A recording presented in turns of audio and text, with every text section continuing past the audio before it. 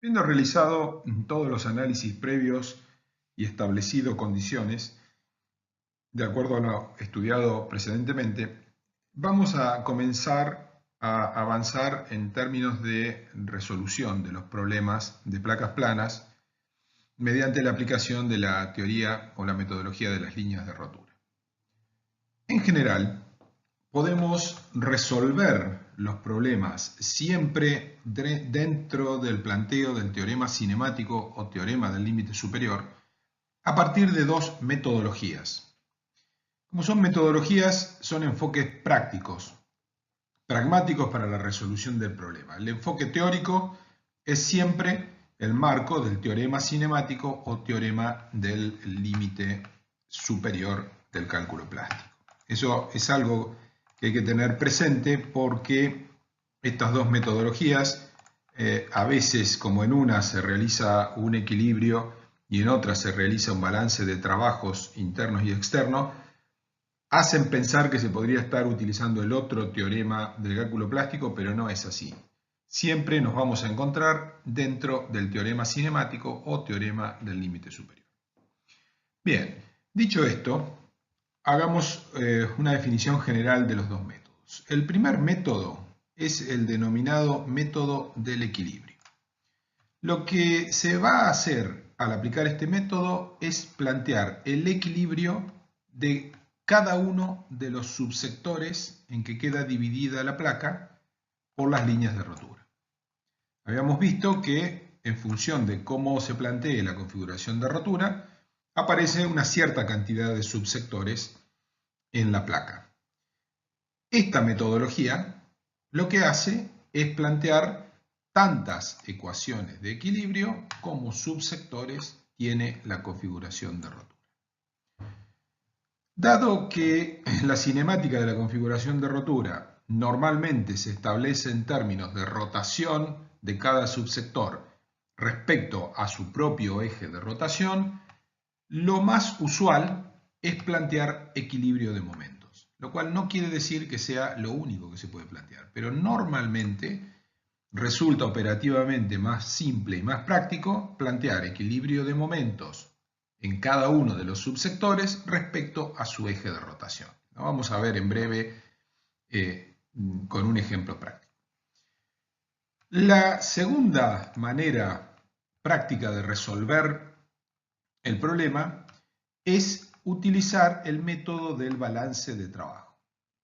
En este caso, aprovechando que la aplicación del teorema cinemático implica el planteo de una configuración de rotura que es un mecanismo cinemático, entonces lo que se plantea es la igualdad entre el trabajo externo que realiza sobre ese mecanismo cinemático todo el sistema de cargas exteriores, cargas o acciones en general, no necesariamente tienen que ser cargas, también pueden ser acciones de tipo energético. Entonces se toma por un lado el trabajo que realizan todas las cargas y acciones externas sobre el mecanismo cinemático y se lo iguala al trabajo interno que realizan sobre el mismo mecanismo cinemático, básicamente los momentos positivos y negativos que tenemos en las líneas de rotura de nuestra configuración de rotura. En general, es el más utilizado porque es más simple. Eso en realidad, digamos, no tendría por qué ser una razón definitiva de por qué utilizarlo, pero sí hay una diferencia que es importante, y es que el método del balance de trabajo permite analizar, por ejemplo, problemas de acciones energéticas. ¿Qué son problemas de acciones energéticas? Cuando lo que actúa sobre nuestra placa, sobre nuestro sistema plano, no es un sistema de fuerzas estáticas, sino, por ejemplo, un impacto de un vehículo. Entonces, el impacto de un vehículo no es una fuerza, sino que es una cantidad de energía que hay que absorber. Entonces, en ese caso, el método del balance de trabajo tiene ventajas respecto al método del equilibrio. Pero el método del equilibrio también tiene sus ventajas que iremos viendo con los ejemplos que desarrollaremos a continuación. Y vuelvo a repetir, esto es muy importante, ambas metodologías de resolución están encuadradas o se utilizan para resolver el problema siempre dentro del teorema cinemático o teorema del límite superior. No estamos saliendo de ese marco, ese marco teórico. Comencemos viendo cómo se aplica el método del equilibrio. Vamos a utilizar un ejemplo muy simple, que es una placa cuadrada del lado L que tiene sus bordes simplemente apoyados. Recuerden que habíamos dicho que en el caso de la teoría de líneas de rotura utilizamos este grafismo para representar el borde simplemente apoyado, en contraste con lo que hacíamos en el cálculo en la teoría elástica. Entonces, recordemos, esto es un borde simplemente apoyado en este caso. La carga a la que está sometida esta placa es una carga Q uniformemente distribuida, constante en toda la placa. Es decir, un problema muy sencillo. Este problema tiene una particularidad, y es que comencemos analizando la situación en términos generales. Si tenemos 4 bordes, vamos a tener 4 ejes de rotación, cada uno de ellos definido por un borde. Bueno, por supuesto rectos, que estoy resaltando ahí. Eso significa que vamos a tener 4 subsectores. Esos subsectores van a ser este que está aquí, este que está aquí, este que está aquí y este que está aquí. Las líneas de rotura de la configuración de rotura van a tener que cumplir con la condición de pasar por la intersección, las 4 intersecciones de los ejes de rotación. Y esas son las únicas condiciones en general para una placa que tiene 4 bordes simplemente apoyados. Pero en este caso tenemos la particularidad de que la placa es cuadrada y que tiene carga uniformemente distribuida y constante. Eso significa que esta placa tiene simetría respecto a varios ejes. Tiene simetría respecto a un eje que sería este que tenemos aquí. Tiene simetría respecto a este eje, pero también tiene simetría respecto a estos dos ejes.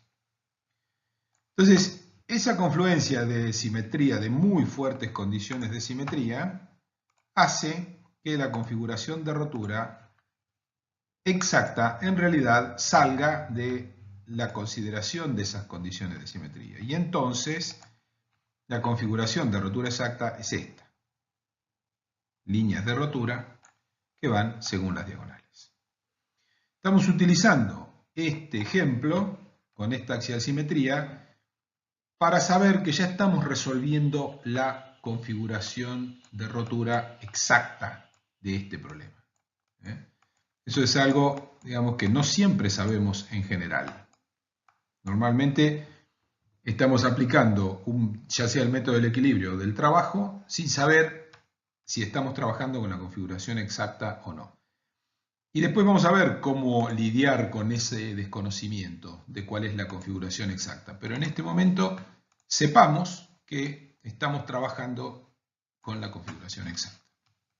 Entonces, en ese conocimiento es que vamos a plantear un único subsector en el análisis, porque son todos iguales, es decir, dejando de lado la rotación, digamos, la orientación de cada uno, todos los subsectores son triángulos que tienen base de longitud L, altura de longitud L sobre 2, y tienen un solo eje de rotación y momentos en 2 de las líneas de rotura, que serían esta línea de rotura que tenemos aquí y esta otra línea de rotura que tenemos aquí. Entonces, consideremos ese subsector A y consideremos qué planteo de equilibrio vamos a hacer. Lo que vamos a hacer es plantear el equilibrio del subsector A respecto a este eje de rotación, sabiendo que por la condición de simetría es equivalente a plantear el equilibrio de todos los otros 3 subsectores. Entonces, lo que vamos a hacer es tomar momentos respecto a este eje, al eje rojo. Y nos planteamos que el momento de las fuerzas externas tiene que ser igual al momento del esquema interno, que va a estar materializado por las dos líneas de rotura con un momento m por unidad de longitud en cada uno de ellos. Veamos primero el trabajo externo, que es el más simple. ¿Qué tenemos que hacer? Lo que tenemos que hacer es encontrar, sabiendo que tiene una carga uniformemente distribuida Q constante, encontrar la resultante de esa carga, que por ser constante va a estar en el baricentro del triángulo, y tomar momento de esa fuerza respecto a este eje, por esta distancia. Entonces, la carga total que actúa sobre el triángulo del subsector A es Q multiplicado por L, que es la base del triángulo, es esta longitud, multiplicado por L sobre 2, que es la altura del triángulo, dividido 2 porque es un triángulo, y entonces acá ya tenemos la fuerza total. Carga, que es fuerza por unidad de área, por área nos da una fuerza. Y ahora nos falta el brazo, es decir, tomar momento de esa fuerza respecto al eje implica multiplicarla por esta distancia. Y esa distancia, por ser el baricentro de un triángulo, es 1/3 de la altura, siendo la altura L sobre 2, es decir, L sobre 2 dividido 3. Todo eso da Q por L cubo sobre 24. Y esto es el momento externo. Vamos a analizar ahora el momento interno, el momento que producen las acciones internas de este sistema. Para eso, lo que nosotros tendríamos que hacer es calcular el vector momento resultante a lo largo de esta línea de rotura, que es esto que tenemos aquí, este vector inclinado, que es el valor m unitario de momento por unidad de longitud multiplicado por la longitud de la línea de rotura, que es raíz de 2 por L sobre 2. Y hacer lo mismo con este otro lado. Tendremos otro vector momento aquí, que es del mismo valor en módulo que el otro.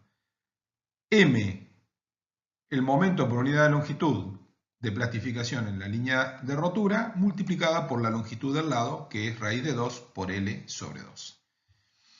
Nosotros podríamos tomar momento proyectando respecto al eje, y en ese caso lo que obtendríamos sería el equilibrio. Pero también, por tratarse de equilibrio estático, podemos trabajar con la resultante directamente de estos dos vectores. ¿Y cuál es la resultante de estos dos vectores? Es este vector que tenemos aquí,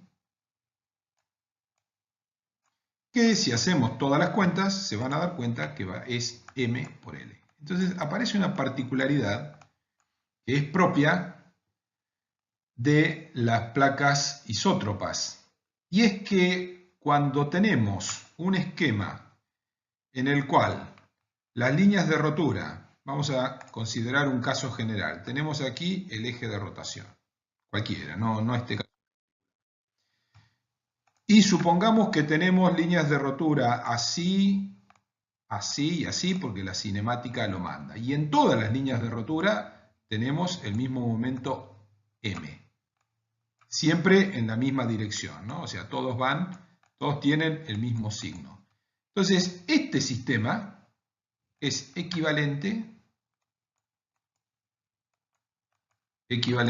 a un vector momento que va desde el origen hasta el final y que es igual al valor unitario m por la longitud, siendo la longitud la distancia desde acá hasta acá. Es decir, independientemente del camino, si tenemos un camino, entre comillas, una trayectoria de líneas de rotura que empieza en este punto, va hasta acá, luego va hasta acá y termina en este punto, y todos los momentos de esa línea de rotura tienen el mismo signo, entonces todo eso es equivalente a este vector. Eso es muy apropiado y se va a aplicar también en el método del trabajo. Entonces, en definitiva, el equilibrio interno está dado por este vector m por L. Y observen que esto ya es un vector momento, porque tenemos m, que es momento por unidad de longitud, multiplicado por la longitud del lado. Esto es L, ¿verdad? Esta distancia que va de acá. Bien, entonces el momento interno, en este caso en particular, es igual a m por L. De ahí se despeja si lo que nosotros estamos tratando es de obtener el momento de plastificación considerando que conocemos la carga que actúa sobre la placa, que llamaríamos un problema de dimensionamiento, es decir, conociendo la carga, calcular cuál es el momento de plastificación que equilibra esa carga y a partir de ahí, por ejemplo, dimensionar la armadura si fuese hormigón armado, entonces obtenemos ese resultado. M igual a Q por L cuadrado sobre 24. Y esta sería la solución de esta placa por el método de las líneas de rotura, con una ventaja particular para esta situación. Sabemos que esta, en este caso, es la configuración de rotura exacta. Entonces, por tratarse de la configuración de rotura exacta, ya sabemos que esta es la solución, es la mejor de todas las soluciones que puede dar el método de líneas de rotura. Eso es importante y por eso estamos utilizando esta misma situación. Lo que vamos a hacer ahora es, básicamente, resolver exactamente el mismo problema por el método de los trabajos, del balance de trabajos. Pero antes, hacer una última observación respecto al método del equilibrio, que es la siguiente. Si hubiésemos planteado el equilibrio de los otros tres subsectores, por las condiciones de simetría que planteamos, hubiésemos obtenido el mismo resultado. Es decir, hubiésemos tenido 4 veces el mismo resultado. Lo cual tiene absoluta lógica. ¿Por qué? Porque si nosotros analizamos el equilibrio de 4 subsectores diferentes en una situación cualquiera, diferente a esta, y obtenemos 4 momentos distintos, eso no es compatible con las hipótesis de que el momento de plastificación es siempre el mismo en cualquier línea de rotura, en cualquier lugar de la placa. En este caso, como obtenemos para el equilibrio de los 4 subsectores el mismo resultado, nos está dando una información muy importante, y es que esa configuración de rotura es buena y es la exacta. Es una ventaja del método del equilibrio. Pasemos a resolver el mismo problema por el método de balance de trabajos. Es decir, la situación es la misma, es el mismo teorema de cálculo plástico, estamos haciendo todo lo mismo, pero lo que estamos haciendo ahora es utilizar otra metodología práctica de resolución. Lo más importante del método de balance de trabajos es que plantea una única ecuación para toda la placa. Esa es la principal diferencia que tiene con el método del equilibrio. En el método del equilibrio, si tenemos 3 subsectores, vamos a plantear 3 ecuaciones de equilibrio y de cada una de ellas vamos a obtener una solución, un momento o una carga, cualquiera de las dos variables que obtengamos. Si tenemos 3 subsectores, 3, si tenemos 4, 4. En el método de balance de trabajo, lo que planteamos es un balance de trabajo externo y lo igualamos, por eso es un balance, al trabajo interno, es la ecuación típica TE igual TI, y esto se hace para el total de la placa, no se hace para un solo subsector, sino que se hace para la totalidad de la placa. Entonces, ahí hay que hacer algunas consideraciones importantes y, por sobre todas las cosas, vamos a obtener un único resultado de nuestro planteo. Lo cual, según las circunstancias, es favorable, pero también puede ser desfavorable. Y lo analizaremos un poco más adelante. Veamos primero las cuestiones prácticas de esta resolución. La primera cuestión es que ahora nosotros vamos a tener que analizar el trabajo externo, por ejemplo, como el trabajo que realiza las cargas o que realizan las cargas que tengamos sobre un mecanismo cinemático. Entonces, eso implica hacer una suposición respecto al mecanismo cinemático.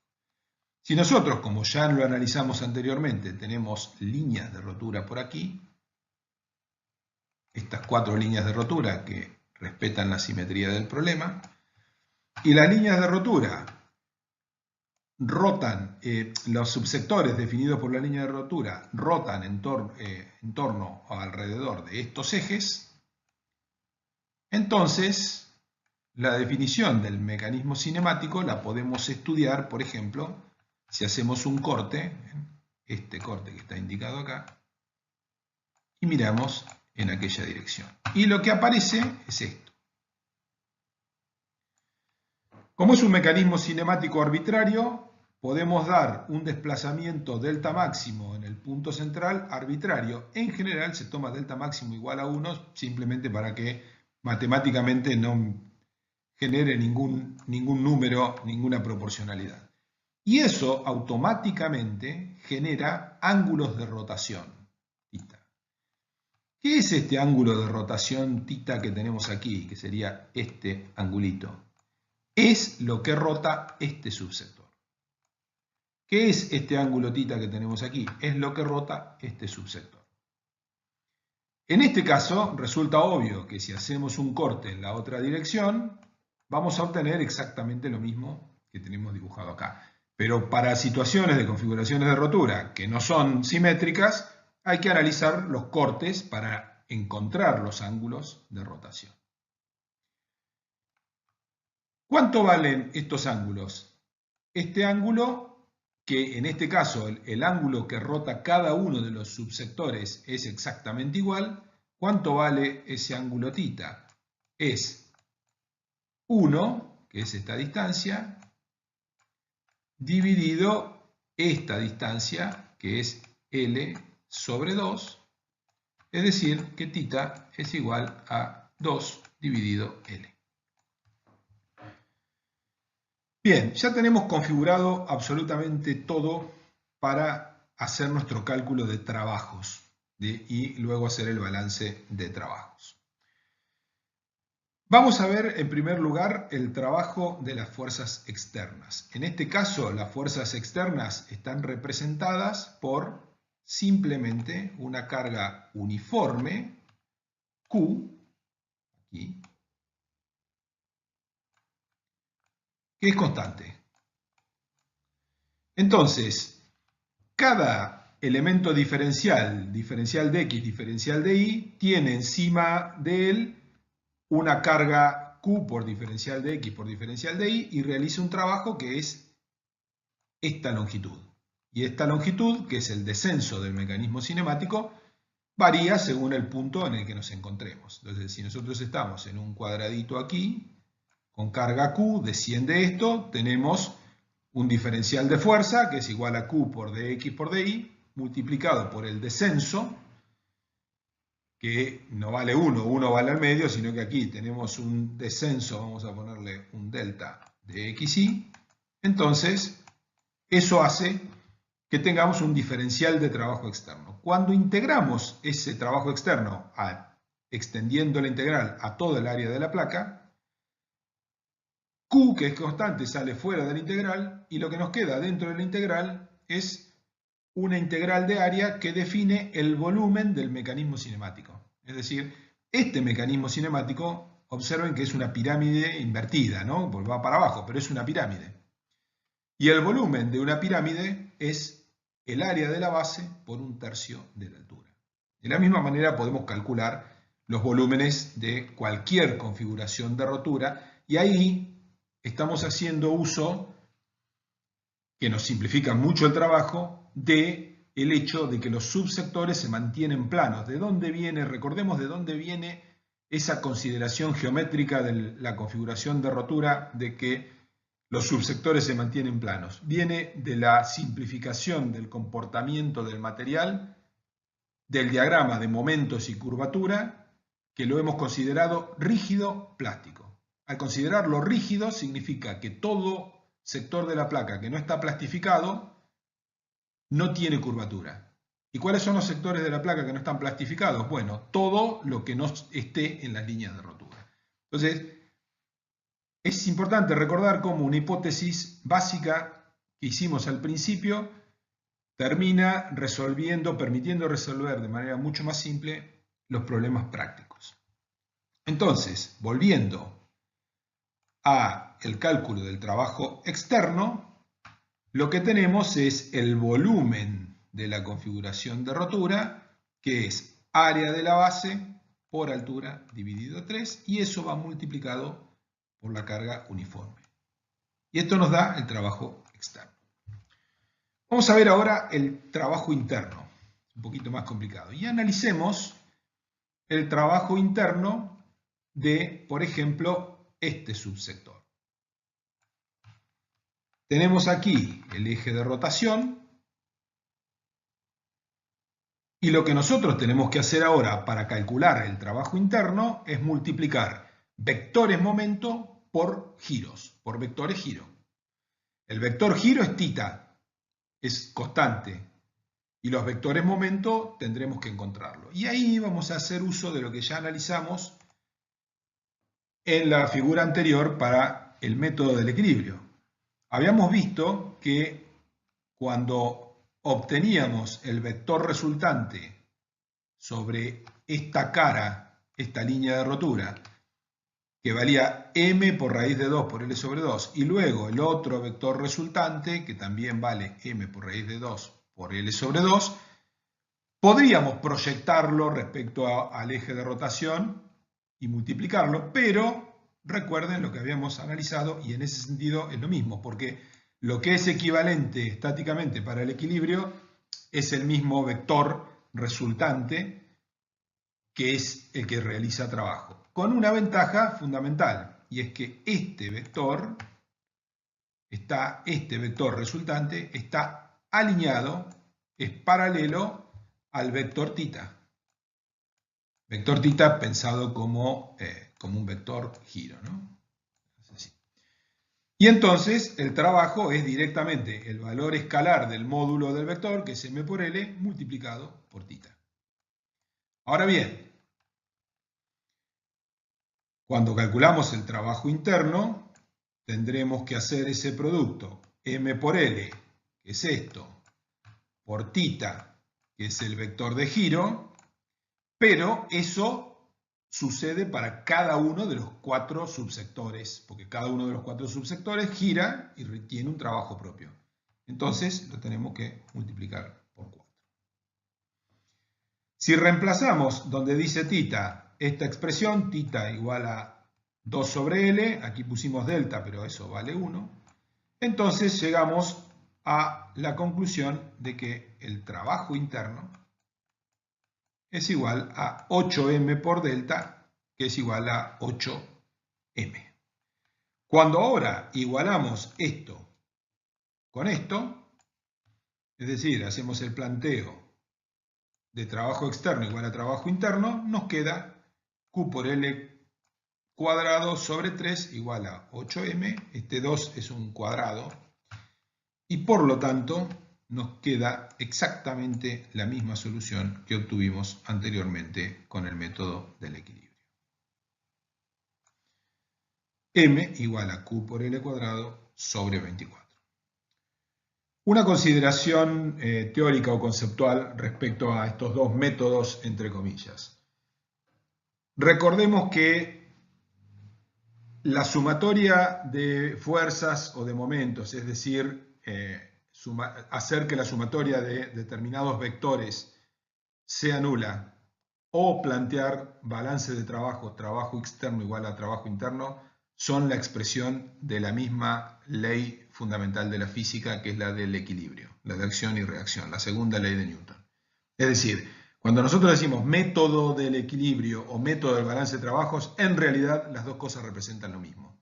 Siempre representan el equilibrio. Lo que pasa es que lo formulamos de dos maneras distintas.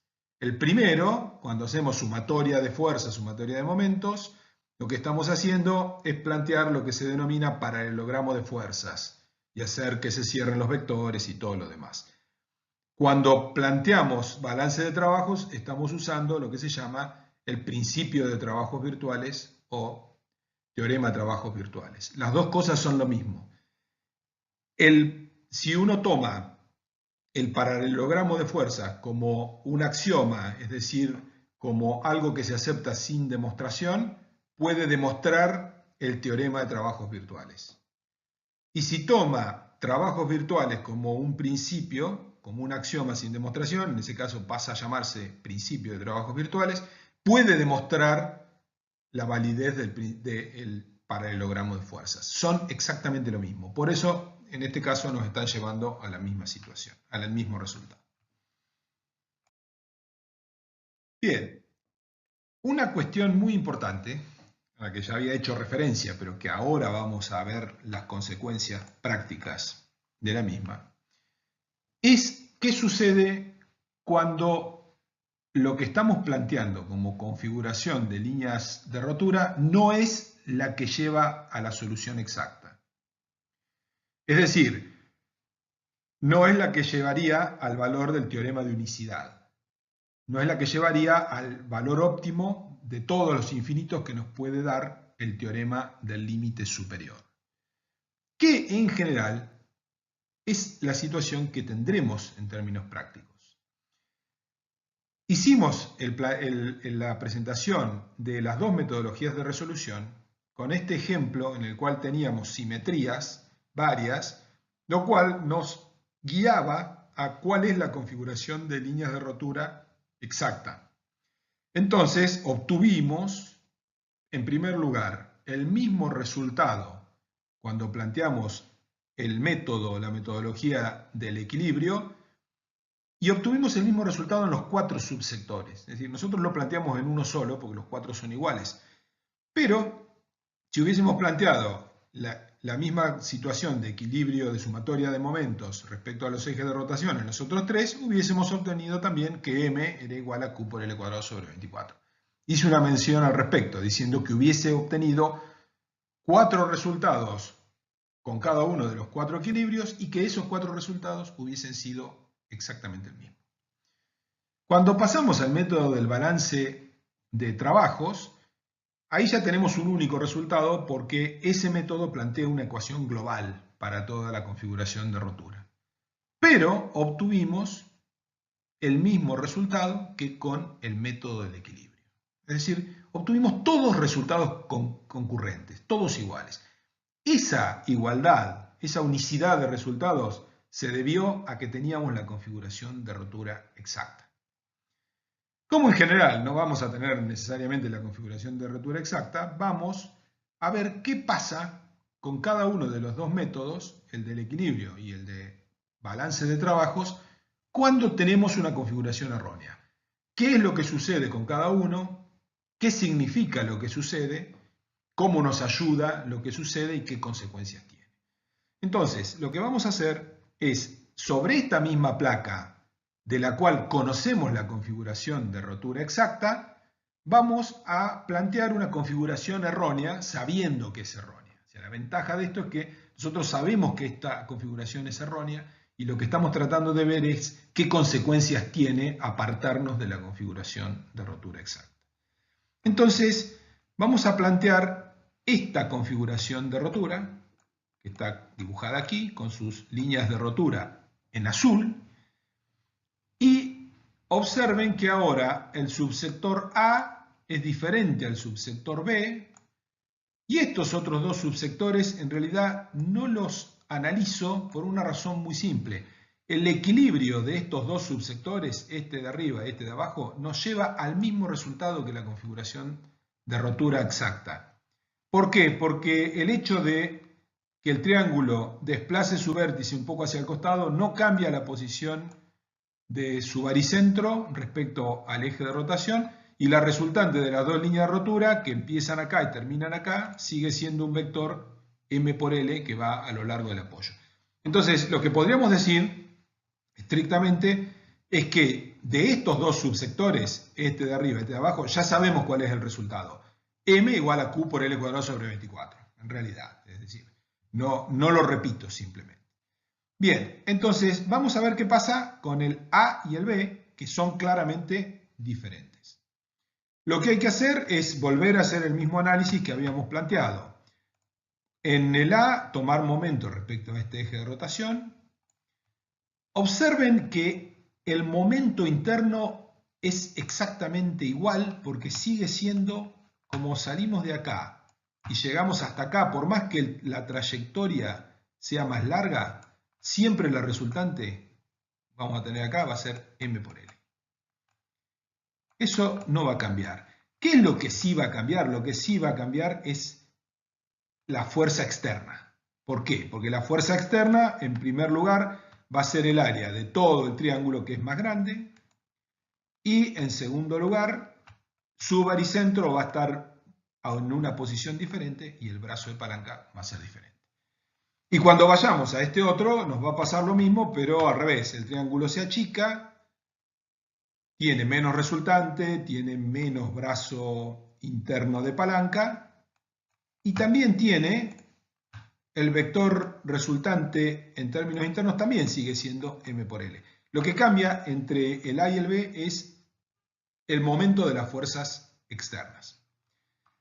Como sea, y la recomendación es que lo hagan, digamos, con estas consideraciones que acabo de hacer, hagan las cuentitas, observen que lo que hemos planteado es que el punto, el vértice donde confluyen las cuatro líneas de rotura, en lugar de estar en L sobre 2, que es como debe estar, lo pusimos a 2/3 de L por cambiarlo de posición. Hagan las cuentas con todo eso y van a llegar a la conclusión de que cuando plantean el equilibrio de A, obtienen un momento que es Q por L cuadrado sobre 13,5. Y cuando plantean el equilibrio por B, tienen que el momento es Q por L cuadrado sobre 54. Y además, recuerden, y esto no nos tenemos que olvidar, que si nosotros planteamos el equilibrio de estos dos, que no lo hacemos acá porque ya lo habíamos resuelto antes, íbamos a obtener Q por L cuadrado dividido 24, dos veces. Entonces, si yo me fijo ahora en los divisores, para verla, porque arriba siempre tengo Q por L cuadrado, en definitiva, tengo 4 ecuaciones de equilibrio y en dos de ellas me queda sobre 24, en otra me queda, esta que está acá, me queda sobre 13,5 y en esta otra me queda sobre 54. Pero el momento tiene que ser único, no puede haber 4, bueno, acá tenemos 3 valores diferentes, no podemos tener 3 valores distintos, tenemos que tener un único valor de m, porque la hipótesis es que esta configuración de líneas de rotura corresponde a una placa isótropa y los momentos de plastificación valen m en cualquier lugar de la placa y en cualquier línea de rotura independientemente de su dirección. Entonces, ¿qué información nos está dando el método del equilibrio al llevarnos a 4 resultados, en realidad numéricamente 3 resultados diferentes? Nos está diciendo que esta configuración de rotura no es la exacta. Es así de simple. Nos está dando una información muy importante. El método del equilibrio, al darnos más de una determinación de un único valor, un valor que tiene que ser único, por ejemplo el momento m, cuando al aplicar el método obtenemos diferentes valores para el mismo parámetro, nos está diciendo que la configuración de rotura no es la configuración de rotura exacta. Y de hecho, cuando se aplica con inteligencia y con un poco de entrenamiento, también nos dice, en función de los valores, también nos dice cómo deberíamos ir modificando la configuración de rotura. Por ejemplo, el hecho de que este subsector y este subsector den lo mismo, nos dice que no tenemos que mover este vértice ni para arriba ni para abajo, porque lo desbalanceamos, y si desbalanceamos lo que ya está dando lo mismo, nos vamos a equivocar.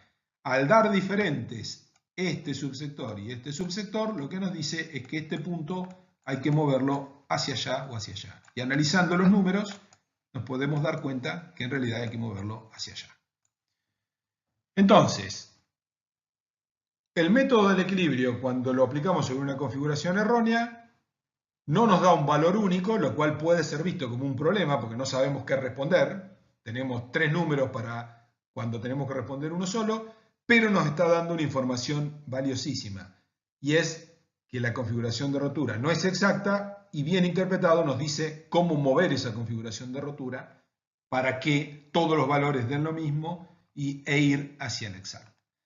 Finalmente vean que además los resultados son bien diferentes, ¿no? Porque si nosotros tenemos un divisor 24 y un 13,5, entonces al dividir por 13,5 obtenemos casi el doble de resultado que sobre 24.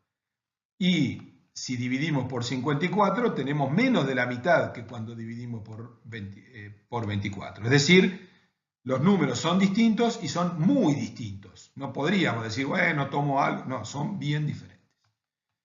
Vamos a ver ahora qué sucede cuando aplicamos el método del trabajo, del balance de trabajos, a la misma configuración errónea. Exactamente la misma configuración errónea. La misma configuración que con el método del equilibrio nos dio valores que iban de 1 a 0,5 o a 2, por decir en términos relativos uno respecto al otro, vamos a ver ahora qué da este método, sabiendo que el resultado exacto es Q por L cuadrado sobre 24, siempre teniendo eso en mente. Bien, ¿qué cambia con la configuración de rotura al mover el vértice acá? Lo que cambian fundamentalmente son los ángulos de rotación de cada subsector. Por supuesto que los ángulos de rotación de C y D, como cuando si nosotros hacemos un corte aquí por el medio, vamos a obtener una geometría que es igual a la que habíamos visto anteriormente. Es decir, divide en 2 la longitud, entonces este ángulo θ, que es el de D y el de C, sigue valiendo 2 sobre L, que es lo que teníamos en la configuración exacta. Los que cambian son estos dos, θ de A y el θ de B. Haciendo las cuentas, θ de A queda 3 sobre 2L y θ de B queda 3 sobre L. Porque nosotros elegimos que el vértice estuviera a 2/3 de L respecto al borde derecho. Obsérvese que el trabajo externo es exactamente el mismo que para la configuración exacta. ¿Por qué? Porque el volumen de la pirámide es el área de la base por 1/3 de la altura. El área no cambió, es L cuadrado. La altura no cambió porque seguimos eligiendo delta. Puede ser 1, lo ponemos como delta. Y entonces el trabajo externo es Q por L cuadrado sobre 3. Lo que cambia es el trabajo interno. Ahora el trabajo interno no es el trabajo de un subsector multiplicado por 4, sino que tenemos que considerar lo que sí son iguales, son los vectores momento en cada borde, que siempre valen m por L, absolutamente todos valen m por L, y entonces vamos a tener un factor común m por L multiplicado por los distintos giros. Entonces, aquí tenemos θA, aquí tenemos θ B, y aquí tenemos 2 sobre L, que es θ C, y 2 sobre L, que es θ D. Haciendo toda esa cuenta, nos queda que trabajo externo es Q por L cuadrado sobre 3. Entonces, el resultado, que es único, porque el método del trabajo plantea una única ecuación de balance de trabajo para toda la placa, nos da Q por L cuadrado sobre 25,5. Contra un resultado exacto que debería ser sobre 24. Esta configuración de rotura es la misma que nos dio resultados muy disímiles con el método del equilibrio. Es decir, que es tan mala como es siempre la misma, es igual de mala siempre. Pero cuando nosotros planteamos el método de trabajo, nos da un resultado que solamente difiere 6% respecto al valor exacto. Entonces, ¿qué sucede con el método de trabajo cuando trabajamos con una configuración errónea? ¿Qué es lo que tendremos que esperar que nos pase la mayor cantidad de veces en la práctica? No siempre vamos a tener la suerte de contar con una configuración simétrica que nos diga cuál es la configuración de rotura exacta. En general vamos a proponer configuraciones de rotura sin saber bien qué tan cerca o lejos estamos de la exacta. El método del trabajo, al darnos un único resultado, no nos avisa de que estamos trabajando con la configuración de rotura errónea, como sí hace el método del equilibrio. Pero, compensando esa falta de aviso de que estamos trabajando con una configuración de rotura que no es la exacta, el resultado único que nos da tiene poca diferencia respecto al resultado exacto. Mientras que en el método del equilibrio obteníamos varios resultados, todos muy diferentes entre sí, pero que nos estaban prendiendo la luz roja. Entonces, cada una de las dos metodologías de resolución tiene sus ventajas y sus desventajas. Es cierto que normalmente se suele utilizar el método de balance de trabajo porque es más simple de aplicar, simplemente. Pero eso no quiere decir que sí o sí se tenga que hacer así. Sabiendo entonces que cuando no tengamos la configuración de rotura exacta, vamos a tener una diferencia con respecto al valor de esa configuración de rotura exacta, pero que el método del trabajo tiende a achicar bastante esa diferencia. Vamos a hacer un repaso en términos de poner en blanco sobre negro cuáles son los resultados que obtenemos cuando tenemos la configuración de rotura exacta y cuando tenemos una configuración de rotura errónea, siempre recordando que estamos trabajando con el teorema del límite superior. Pero acá hay que tener cuidado con esto, porque cuando hablamos de teorema del límite superior, significa que nos estamos aproximando superiormente, pero al valor de la carga de rotura de la placa. Por eso decimos que es inseguro. Decimos que es inseguro, ¿por qué? Porque si nosotros nos preguntamos, tengo una placa como esta que está aquí en el dibujo, con unos momentos de plastificación M, es decir, nosotros sabemos cuánto resiste internamente el material de esta placa.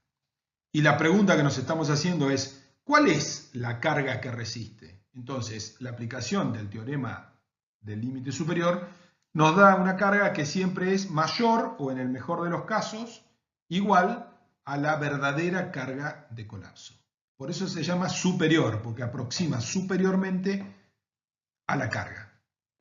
Pero eso es cuando nosotros conocemos el momento y nos estamos preguntando cuánto vale la carga. Eso es lo que en ingeniería se denomina un problema de verificación. Si nosotros conocemos el momento, significa que conocemos la estructura, significa que la estructura está construida, digamos. Entonces la pregunta es, ¿cuánta carga le podemos aplicar? Estamos verificando algo que ya existe. Pero no es el único problema que tenemos en ingeniería. Hay otro problema que tenemos en ingeniería, que en realidad es más frecuente, que es el de dimensionamiento, el de proyecto. En el problema de dimensionamiento o de proyecto, la carga es lo que nosotros conocemos, porque por ejemplo decimos, aquí esta losa va a tener un dormitorio arriba, entonces la carga está dada por el peso propio de la losa más la sobrecarga que la obtenemos de un reglamento. Entonces Q lo conocemos, con las correspondientes mayoraciones y demás. Q lo conocemos. Y lo que nos preguntamos es cuánto valen los momentos de plastificación para luego poder calcular las armaduras o lo que sea. Entonces, en ese caso, una configuración errónea de rotura, cuando nosotros tenemos como incógnita el momento, una configuración errónea de rotura nos va a dar momentos más chicos que la configuración exacta. Esto es algo que tenemos que tener bien presente, porque el término teorema del límite superior, el tema de aproximarnos superiormente se refiere a la carga. Pero al mismo tiempo que nos aproximamos a la carga verdadera superiormente, nos estamos aproximando al momento verdadero inferiormente. Entonces, para la configuración de rotura exacta, vamos a tener la menor carga Q de todas las que predice el teorema del límite superior, de todas las infinitas posibilidades que cumplen el teorema del límite superior, la menor de todas es la que corresponde a la configuración de rotura exacta. Pero al mismo tiempo, la configuración de rotura exacta nos da, de todos los momentos internos que predicen las infinitas configuraciones que cumplen con el teorema del límite superior, nos da la mayor. Fíjense, veamos estas fórmulas para compararlas luego. La carga que obtuvimos al analizar esta configuración de rotura y el momento que obtuvimos al analizar esta configuración de rotura. mq por L cuadrado sobre 24 y de ahí mismo sale q 24 por m sobre L cuadrado. Ahora vamos a la configuración de rotura que sabemos que es errónea, porque es lo que nosotros analizamos. Esta es errónea. Esta nos tiene que dar un momento menor que la exacta y una carga mayor que la exacta. Y efectivamente eso es lo que pasa. Observen que el momento, usando el teorema de balance de trabajo, el momento era Q por L cuadrado sobre 25,5, que es menor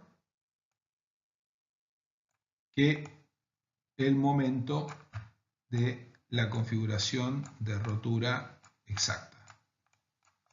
Esto es menor que esto, claramente. Pero cuando vamos a la carga, esta carga es mayor que la carga de la configuración de rotura exacta.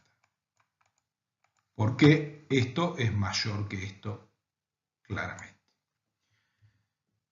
¿Cómo podemos recordar esto que en realidad es una cosa un poco compleja? Se puede razonar a partir del teorema del límite superior, recordando que el teorema del límite superior nos da siempre cargas mayores que la exacta, y después hay que recordar que los momentos van al revés que las cargas y que por lo tanto el teorema del límite superior nos va a dar un momento que siempre va a ser menor que el momento exacto, que corresponde al colapso verdadero de la estructura.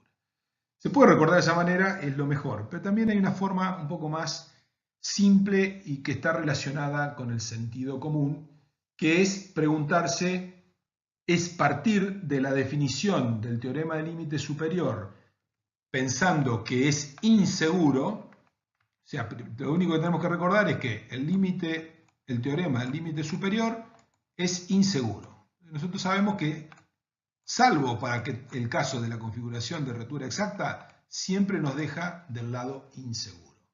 Entonces ahí, una vez que recordamos eso, lo único que hay que recordar de memoria, después nos paramos en el sentido común y nos preguntamos, para las dos situaciones de diseño y de verificación, ¿qué significa inseguro? Entonces, nosotros decimos, si estamos dimensionando una estructura, que es la situación en la cual conocemos la carga y tenemos que obtener el momento. ¿Qué es inseguro? Inseguro es que el método nos dé un momento más chico que el que corresponde, que por lo tanto le pongamos menos armadura, y eso es inseguro. Tener menos armadura, menos material resistente que tenemos que tener. Cuando damos vuelta al problema, y tenemos el problema de verificación, el problema de verificación es cuando nosotros conocemos el momento de plastificación, es un dato, porque la armadura ya está puesta, y la pregunta es, ¿cuánta carga puede resistir esta estructura? ¿Qué es inseguro cuando nos hacemos esa pregunta? Inseguro es que el método nos diga que resiste más carga de la que verdaderamente resiste, porque nos hace dar una respuesta al cliente de que le puede poner más carga de la que realmente le puede poner. Entonces, esa es la forma es una ayuda para recordar a partir del sentido común cómo se maneja una configuración de rotura errónea con respecto a la exacta en términos de que es mayor o de que es menor.